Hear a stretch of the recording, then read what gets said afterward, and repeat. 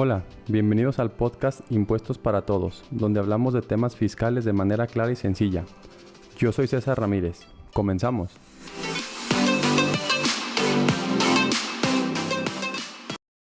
Hola a todos, ¿cómo están? Sean todos bienvenidos a este nuevo capítulo del podcast.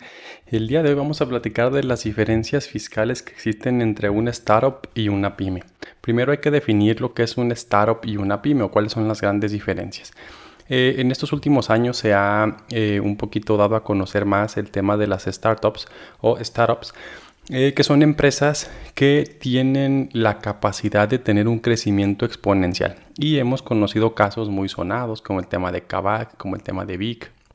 Bueno, en México esas dos, obviamente en Estados Unidos el tema de Facebook, el tema de Instagram, el tema de... todas las empresas que han sido tecnología y que su gran...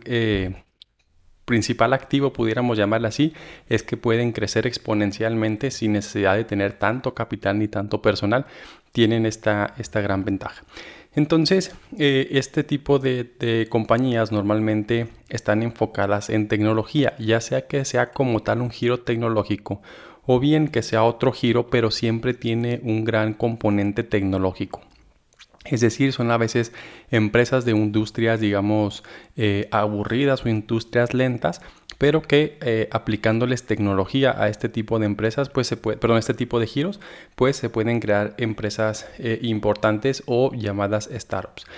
Este tipo de empresas o en este modelo de negocios, normalmente el empresario o el emprendedor cuando inicia, pues tiene poco o nada de capital. Entonces normalmente se inicia pues pidiéndole dinero prestado, literalmente se llama ahí en el ecosistema emprendedor a friends and family, o sea, amigos o familiares, para efecto de poder empezar a recaudar dinero y poder empezar a operar la empresa y hacer un producto, se le llama un producto mínimo viable, que para poder, por así llamarlo, probar el mercado y ver si va a funcionar nuestra idea o nuestro negocio. Ya una vez que está un poquito más adelante, se entra en un llamado o se busca un llamado capital semilla, que es un capital que busca ayudar a la empresa a crecer.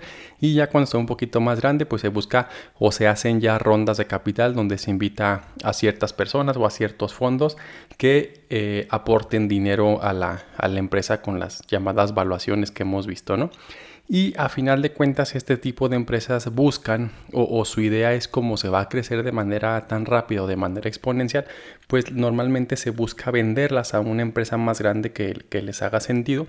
Es decir, que empezar la empresa desde cero, hacerla crecer de manera acelerada, o bueno, no tan acelerada, pero es la idea, hacerla crecer de manera acelerada y al final venderla a otra empresa o a otro fondo. Pudiéramos decir que es el camino normal de las startups. Ahora, en el tema de las pymes, que pudiéramos decir que son el 90 y tantos % de los emprendimientos que empiezan aquí en México, pues estas básicamente son cualquier giro. Este tipo de empresas pues son cualquier negocio que no tiene esa gran capacidad para poderse hacer exponencial, sino que son negocios, pudiéramos llamar no chiquitos, pero negocios normales o más comunes que como podemos conocer, ¿no? En este tipo de empresas, las llamadas pymes, pequeñas y medianas empresas, también normalmente se inicia con poco capital. Digo, es muy raro cuando tenemos un capital muy grande para poder iniciar, ¿no? Siempre iniciamos con un capital pequeño, ya sea de préstamos o de ahorros que tengamos. Pues a lo mejor sí también vamos a requerir capital o préstamos de amigos o familiares, pero también este tipo de empresas sí son muy comunes que se hagan o se soliciten préstamos a bancos. Obviamente el banco nos va a pedir cierta capacidad de pago, obviamente, y cierto tiempo que ya llevemos para que le probemos que somos una persona confiable. Y normalmente este tipo de empresas nos vamos a financiar, a diferencia de las startups, que es por medio normalmente de socios. En estas vamos a hacerlo por medio de préstamos, casi siempre. Cuando queremos crecer, o bien con las propias utilidades de la empresa, pues se va creciendo este negocio, ¿no? Entonces, pudiéramos decir que en ese sentido son las grandes diferencias que se tienen en cómo funcionan unas y cómo funcionan otras. En el tema de las pymes, por ejemplo, a diferencia de la startup que decíamos que se hace para venderla, en el tema de la pyme no se hace para venderla. Normalmente es un negocio, pues digamos, patrimonial o que lo vemos a muy largo plazo donde yo me lo voy a quedar, incluso se lo voy a heredar a mis hijos. O sea, es un negocio como un poquito que va a trascender o va a llegar un poquito más en las manos del emprendedor. muy diferente de la startup, que la idea, como les decía, es empezar a crearla y posteriormente venderla. Entonces, teniendo estas bases, pues obviamente es muy diferente el manejo fiscal que le vamos a dar a una y a otra. Porque, por ejemplo, desde el primer o la primera pregunta que tenemos que resolvernos cuando estamos viendo temas fiscales es si vamos a tributar como persona física o como persona moral. Y entonces, cuando estamos hablando de una startup, pues es prácticamente un requisito indispensable que sea persona moral. O sea, va a ser muy complejo que podamos hacer una startup creándolo desde una persona física. ¿Por qué? Porque si decimos que la finalidad de la empresa es venderla, pues yo en teoría no puedo venderme a una persona, ¿verdad? O sea, tengo que vender una empresa que tenga en teoría ahí adentro los activos o el capital intelectual o realmente lo que hace grande a la empresa o lo que la está haciendo fuerte a la empresa, pues tiene que estar englobado o metido dentro de una sociedad para que esa sociedad sea la que se venda. Entonces aquí empezamos con la gran diferencia que, por ejemplo, una pyme, si pudiera empezar como una persona física, como una persona moral, o sea, ahí no tendríamos situaciones escogiendo una u otra, pero si somos una startup, sí sería un requisito pues casi indispensable que sí seamos persona moral. ¿Por qué? Por lo que decíamos, primero porque se va a vender y segundo porque yo voy a levantar capital. Y obviamente al yo solicitar capital de terceras personas o de socios inversionistas, pues ellos obviamente van a buscar tener una seguridad con su capital. Entonces, pues obviamente si yo les digo que soy persona física, pues en teoría no me estás aportando un capital, me estás prestando porque yo, Juan Pérez, pues yo no soy una sociedad donde vas a aportar capital. Es por eso que esta sería la primera gran diferencia que tenemos con una startup y una pyme. Ahora, en el tema, suponiendo que en la pyme también nos fuéramos por una opción de ser persona moral, pues en la pyme también tenemos diferentes opciones. Podemos ser sociedad anónima, sociedad de responsabilidad limitada, sociedad anónima promotora de inversión, sociedad civil. O sea, tenemos un gran abanico de opciones y esto ya viene a ser un tema más que fiscal, un tema societario, ¿no? Para ver cómo nos vamos a las reglas entre los socios o los accionistas. Por el lado de la startup, pues casi siempre es necesario tener la figura de la SAPI, que es una sociedad anónima promotora de inversión, que son es la sociedad que tiene los mecanismos para poder recibir capital, pero que no se pierde el control de la sociedad. ¿Por qué? Porque en las startups vamos a estar recibiendo capital de diversas personas, pero pues obviamente no queremos perder el control de la empresa. La empresa casi siempre se quiere quedar el fundador con ella o con el control de ella en lo que la va creciendo. ¿Y qué pasaría si la sociedad tiene un capital de 20,000 pesos y llega un socio con 10 millones de pesos? Pues en teoría me va a diluir mi participación y yo como socio fundador voy a quedar con el 0.01%, ¿no? Entonces, precisamente para eso funciona la SAPI, porque en la SAPI podemos poner diferentes tipos de acciones, diferentes tipos de derechos, ya sea económicos o de votos restringidos. Entonces, por eso es mejor esa figura, porque no que esté hecha como tal para ese tipo de sociedad, de negocios, pero sí se presta mucho a poder tener esa flexibilidad que se requiere en una SAPI. Entonces, recapitulando un poquito, la pyme podemos coger cualquier contribuyente, seamos persona física o moral, y en caso de escoger moral podemos ser una SA, SDRL, SAPI, SAS, la que queramos, no tenemos tema. En el tema de la startup no quiere decir que sea forzosamente así, pero casi siempre es que tiene que ser obviamente persona moral y segundo que sea una SAPI para efecto de tener esta flexibilidad a la hora de recibir capital y que no perdamos control. También es importante que esta sociedad se cree desde un inicio porque obviamente la startup va a empezar a tener o a generar diferente propiedad intelectual, como son derechos de autor en caso de que sea un software, como son marcas, como son patentes, como son modelos de utilidad, o sea, cualquier tipo de activo intangible que tenga.